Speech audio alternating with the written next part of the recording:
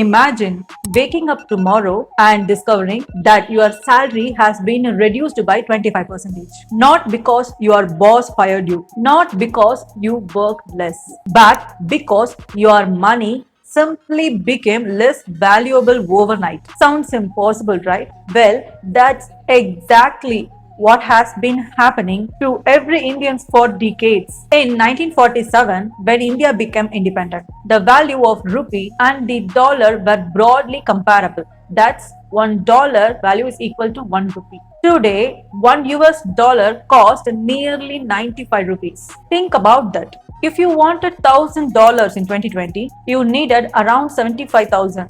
But today you need nearly 95,000 rupees. But not buying anything extra. You are not getting a better product. But you are simply paying 20,000 more for exact same amount of money. And that's the real meaning of rupees depreciation. But here is the shocking part. India is not collapsing. India is one of the fastest growing major economy. India is building highways, airports, semiconductor plants, improved digital infrastructure at a record pace. So, if India is rising, why is the rupee falling? And more importantly, who is actually benefited from it? Most people assume that if a country's economy grows, its currency should automatically become stronger. But that's not necessary at all. Let me explain. Imagine a businessman earning $10,000 every month. But what if he spent $15,000 every month? Despite earning more, he's still losing money, right? Countries are working in the same way. India produces and exports a lot, but India also imports massive amount of goods, and that's where the problem begins. India imports products such as crude oil, electronics, semiconductor machineries, and all of these are paid in foreign dollars. The result, India constantly need enormous quantities of crude oil, and all of these are paid in foreign dollars. The result, India constantly needs enormous quantities of dollars. The more dollar India needs, the greater the pressure on the rupees, which will result in மாற்று விகிதம் depreciation of தொடர்பாக Indian rupee. இந்திய reserve And this is வங்கியுடன் what called அரசு as a தொடர்ந்து trade deficit trap. And this quietly shaped the fate of rupees for decades. Now let us talk about India's biggest vulnerability, and that is crude oil. Even most Indians don't realize it. India imports nearly 85% of its crude oil requirement from rest of the world. Think about that.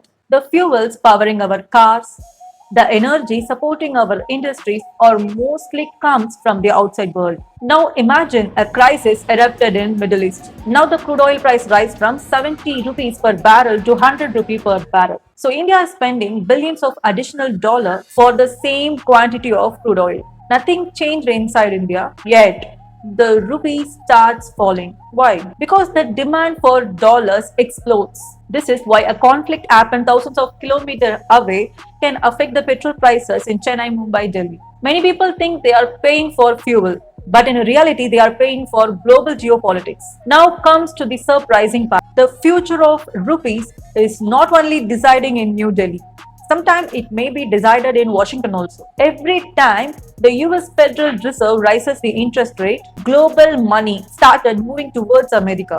Imagine if you are an investor, you have two choices: investing in developing economies like India or investing in US asset with attractive returns and lower risk. Many investors are choosing the second option, and when they do, they are Global selling Indian conflict is assets, beginning to convert hit rupee into ordinary dollar, and Indians. move their money to America.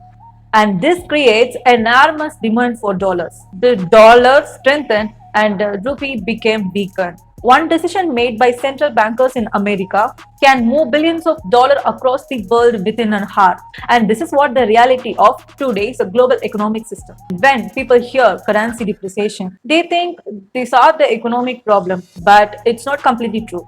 It's our problem because a weaker rupee make life more expensive. Everything became expensive. Even day-to-day grocery became expensive.